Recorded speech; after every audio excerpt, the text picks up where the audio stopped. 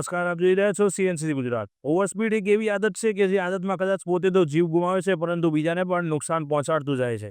અમદાવાદમાં ફરી એકવાર ઓવરસ્પીડિંગના કિસ્સો સામે આવ્યો છે। એક એક્સયુવી કાર કે જે બસમાં ટકરાઈ છે અને આ જોતા એવું લાગે કે કારમાં બેઠેલો એક પણ વ્યક્તિ જીવિત નહીં હોય, પણ સદનસીબે માત્ર એક જ વ્યક્તિ જીવ ગુમાવે છે, જ્યારે બીજા વ્યક્તિને સુરક્ષિત બચાવ કરીને બહાર લવાય છે। બસ પેસેન્જરને લેવા માટે ઊભેલી હાલતમાં હતી, એક ફૂલ સ્પીડમાં એક્સયુવી કાર આવે છે અને બસના પાછળના ભાગમાં જોરથી ઠોકી બેસે છે।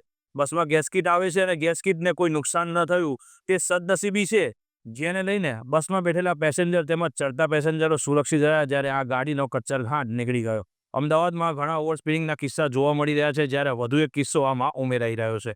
આમાં કેટલાય લોકો ભોગ બને છે અને નુકસાન વેઠવાનો વારો આવતો હોય છે। લોકો વિડીયો બનાવવાના ચક્કરમાં, રીલ્સ બનાવવાના ચક્કરમાં લોકોને બતાવવા માટે ફાસ્ટ ગાડી ચલાવતા હોય છે, અને જેને નુકસાન વેઠવાનો વારો આવે છે એક સામાન્ય માણસ જ્યારે નુકસાન વેઠવાનો વારો એક સામાન્ય માણસને આવતો હોય છે કે જેને ઘટના બાબતે કોઈ પણ પ્રકારની લેવા દેવા હોતી નથી, અને આ વ્યક્તિ પોતાનો જીવ ગુમાવી બેસે છે, કાં તો પછી તે હોસ્પિટલમાં પહોંચી જાય છે।